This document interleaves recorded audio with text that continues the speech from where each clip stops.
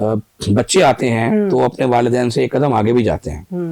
शहबाज साहब के दौर के जो थे मामलात, अब मरियम नवाज शरीफ साहबा ने आने के बाद बहुत सारी चीज़ों में जदीद टेक्नोलॉजी से इस्तेफादा किया है, बहुत सारी चीज़ों को अपने स्टाइल से किया। फॉर एग्जांपल पहले मनसूबाजात बनते थे तो हम पहले साल, दूसरे साल, तीसरे साल उनके अंदर रकम मुख्तस किया करते थे। उसका समटाइम नुकसान ही होता था कि अगर पहले एक मनसूबा जो 3 साल में मुकम्मल होना है, अगर उस मनसूबे का एस्टिमेट पहले साल में अगर 1 अरब है तो महंगाई की शरह बढ़ती है, चीज़ें बढ़ती हैं, तो वो 3 साल में वो जाकर जो 1 अरब में हमने मुकम्मल करना था वो 1.5 अरब में मुकम्मल होता था या 2 अरब में मुकम्मल होता था। अब मरियम नवाज शरीफ साहबा का असूल बड़ा सादा है, वो कहती हैं कि हर मनसूबा उसी साल में मुकम्मल होगा जो हो सकता है। तो आप देखें कि उसका सबसे बड़ा बेनिफिट ये हुआ है कि अगर हमने फर्स्ट फाइनेंशियल ईयर में किसी मनसूबे को मुकम्मल करने के लिए 1 अरब रुपया पूरा रख दिया है, जो कि पहले नहीं रखा जाता था। पहले अगर 1 अरब का मनसूबा है तो कोई 25 करोड़ रखा जाता था, फिर अगले साल उसके 25 करोड़ जारी होते थे।